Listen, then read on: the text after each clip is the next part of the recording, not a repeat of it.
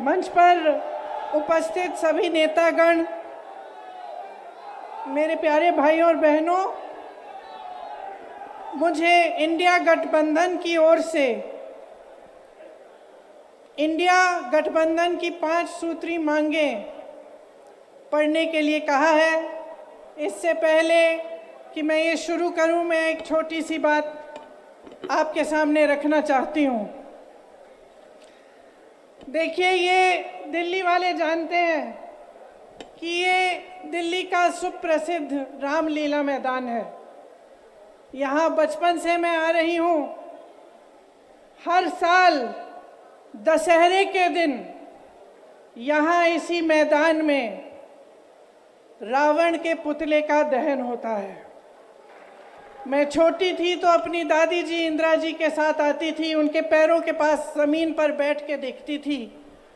उन्होंने हमारे देश की ये प्राचीन, हजारों वर्ष प्राचीन गाथा जो रामायण है, भगवान राम जी की जीवन गाथा मुझे सुनाई।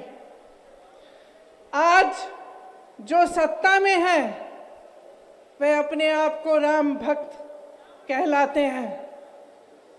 इसीलिए यहाँ बैठे हुए मेरे मन में ये बात आई कि उनको इस संदर्भ में कुछ कहना चाहिए। मुझे लगता है कि वे कर्मकांड में उलझ गए हैं।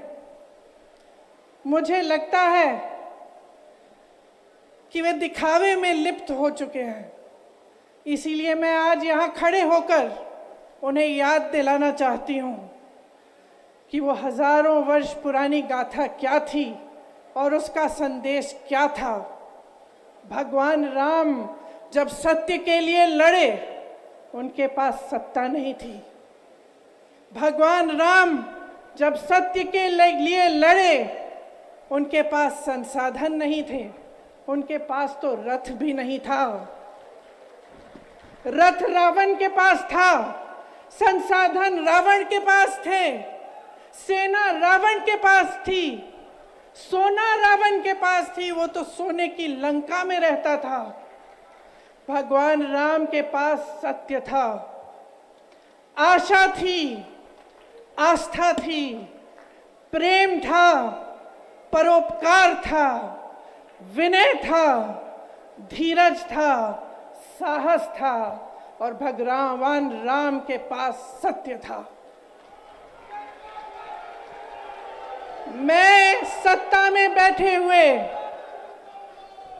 सरकार के जितने भी सदस्य हैं, अपने प्रधानमंत्री नरेंद्र मोदी जी को याद दिलाना चाहती हूँ भगवान के जीवन गाथा का क्या संदेश था।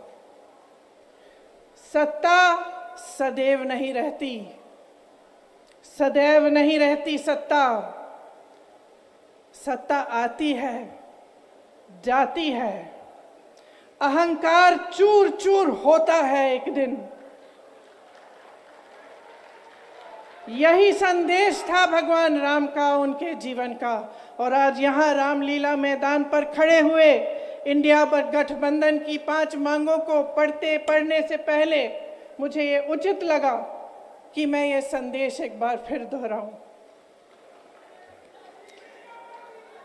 इंडिया गठबंधन की 5 सूत्री मांगें भारत के चुनाव आयोग को लोकसभा चुनावों में समान अवसर सुनिश्चित करना चाहिए। दूसरी मांग, चुनाव आयोग को चुनाव में हेराफेरी करने के उद्देश्य से विपक्षी राजनीतिक दलों के खिलाफ इनकम टैक्स, ईडी और सीबीआई द्वारा की जाने वाली बलपूर्वक कार्रवाई को रोकना चाहिए। तीसरी मांग, श्री हेमंत सोरेन एवं श्री अरविंद केजरीवाल जी की तत्काल रिहाई की जाए। चौथी मांग, चुनाव के दौरान विपक्ष के राजनीतिक दलों का आर्थिक रूप से गला घोंटने की जबरन कार्रवाई तुरंत बंद होनी चाहिए।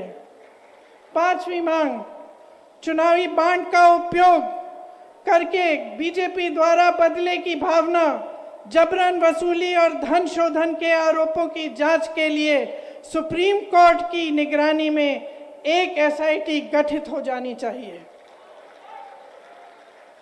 बीजेपी शासन द्वारा पैदा की गई अलोकतांत्रिक बाधाओं के बावजूद इंडिया गठबंधन लड़ने, जीतने और हमारे लोकतंत्र को बचाने के लिए दृढ़ और आश्वस्त है। जुड़ेगा भारत, जीतेगा इंडिया। एक बार मेरे साथ कहिए, जुड़ेगा भारत, जुड़ेगा भारत, जुड़ेगा भारत। धन्यवाद। जय हिंद।